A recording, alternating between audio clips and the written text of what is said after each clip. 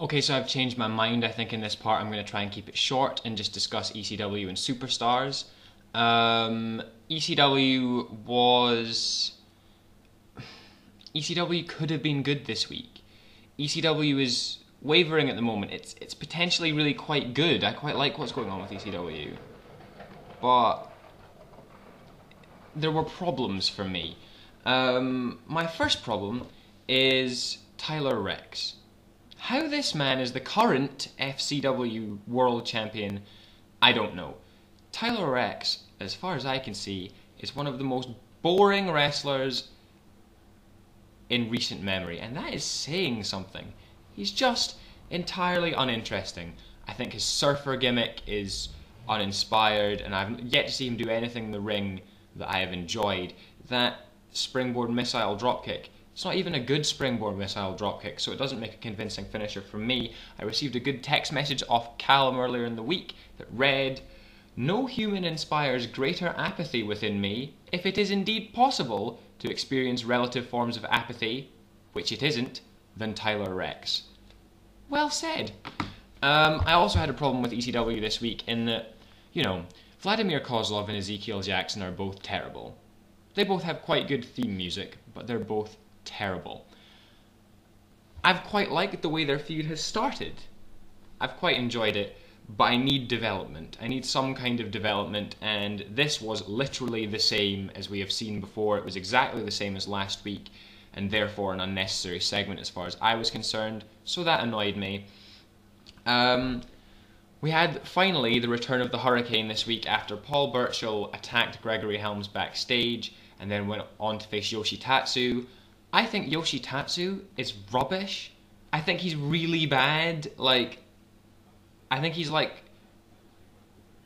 don't know, he's just rubbish. I don't see anything special about him whatsoever. I don't understand why he's getting this sort of big face push, because I don't really see any kind of awe-inspiring high-flying action. I don't see any great sort of kicks. I just see kind of mediocrity embodied. I'm not impressed at all. Paul Burchill is brilliant. Paul Burchill is really good. I become more sold on him every time I see him wrestle. And I hate that he's the biggest jobber on the whole show. But yes, they went on to face each other, and Burchill gets disqualified after Katie Lee interferes, at which point he tries to attack Tatsu afterwards, and the Hurricane appears to scare him off. So we'll see what they do with that. I'm thinking they'll do something rubbish, but hopefully they'll do something good. We had Shelton Benjamin defeat Zack Ryder. I like this feud because Zack Ryder's not bad and he needs to improve, and what's a good way of making someone with some obvious talent improve? Put them in the ring with somebody that's really good and has a lot of experience. That's what they're doing here, and they're doing the right thing, and they're letting Shelton Benjamin win clean. They're also seemingly trying to turn Benjamin face, which I like. Benjamin's offense generally suits being face a lot better than it suits being heel, so I like to see that. I would like to see Shelton Benjamin in contention for the ECW title very soon. I think he will be. I think he might finally get that recognition here. So that was good. Then we had the Abraham Washington show. Abraham Washington, as far as I can see, is entirely devoid of charisma. He interviewed Christian, who said that he was still friends with Tommy Dreamer after defeating him for the ECW title last week. Now, what annoyed me about this, I had a mixed reaction to what happened next. Washington then just announces, oh, by the way, the #1 contender is now William Regal. I'm all for William Regal being the #1 contender. I think William Regal is a great wrestler. I mean, a really great wrestler. One of the people that really understands wrestling and how to work a match. What I have a problem with is, A, it doesn't make any sense for him to be #1 contender because he's basically been a jobber since he got to ECW. And 2, surely they should have just made the match between Regal and Dreamer for the #1 contendership, and then when Regal won, say, oh, now he's the #1 contender. That would have made an awful lot more sense to me. To me, someone with the credentials of William Regal should still be expected to beat somebody to become #1 contender, not just be announced as #1 contender after several consecutive losses. The match Regal and Dreamer had, incidentally, was actually really quite good, but that's what I would have expected because William Regal brings good matches out of everybody he goes anywhere near. So yeah, ECW had some good things about it that I enjoyed, but I think it could have been improved upon. Then we'll move on, we'll talk about Superstars. Superstars was a very, very above average show this week, as far as I could see. Superstars was consistent and very entertaining. What matches did we have? I'm trying to remember here. Yes, we had Goldust against Sheamus.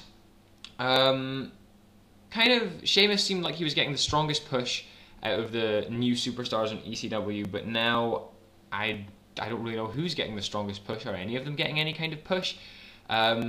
Sheamus is the only one currently involved in any kind of actual program with somebody, a program with Goldust. I feel sorry for Goldust because Goldust is a consistent performer who has been good throughout the years and has been heavily decorated and is now just a massive jobber, despite still being alright in the ring and having a gimmick that's really quite over with the crowd. Goldust here picks up his first win over Sheamus in another perfectly watchable match in their feud. Sheamus is a wrestler I'm going to be keeping an eye on because I think he has the potential to be quite good, but he could very easily prove me wrong. He's walking a tightrope there, so we'll wait and see, but this feud I don't think will last much longer. I think Sheamus will end up dominating and then move on to somebody else. Personally, well, that's probably a good thing. Goldust is never going to be a champion again. So, we also had John Morrison wrestle an excellent match, as usual, but this time against David Hart Smith. Now, David Hart Smith is not good. He's not talented. He's certainly not as good as his father. He's lumbering, he's limited, and yet this match was really good. This was probably the second best match of the week. And guess what? John Morrison was in the best match of the week as well. Yeah, this match was good. John Morrison dragged a match with a lot of pace, a lot of interesting moments out of D.H. Smith, and I enjoyed it. I enjoyed it a lot. D.H. Smith is not great, but when he's put in the ring with someone as good as this, the match is watchable, and I enjoy the Hart Dynasty gimmick. So yeah, this was really good, and I can't really complain about it. And we also had a match that on paper, I don't know, I would have looked at this match and thought, this is going to be awful. We have a mixed tag team match, Carlito and Rosa Mendez against United States Champion Kofi Kingston and Divas Champion Mickie James. One of the things that annoys me about Raw at the moment is that, whereas on SmackDown, the Intercontinental title is an upper mid-card title, you know. World title contenders would care about being given a shot at the Intercontinental title. On Raw, it's not an upper mid-card title. It's not the US title, I mean. It's not even a mid-card title. It's a lower mid-card title at the moment because MVP and Jack Swagger's feud is above the US Championship right now. I don't know if that's the way it should be. I think the belt needs elevated, but this match was actually really good. Notwithstanding the Divas not looking particularly interesting in it and Rosa Mendez being horrendous, Carlito always looks good and Kofi Kingston is sloppy sometimes, but this is a match where he proved his potential. He wrestled a fantastic match, really looked great, was doing everything right. When Kingston does the things that he does correctly, he's great. He's really good. He's really entertaining and I enjoy watching him. So hopefully he can keep it up and become more consistent. And hopefully this is setting up a feud between him and Carlito, because that would be immense. That would be awesome. Anyway, I'm going to stop talking about Superstars except to say that it was great.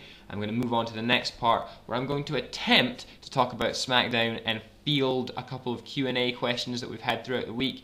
If I can't fit that all in one video, I'll have to do SmackDown and then do Q&A in the same video as the weekly awards.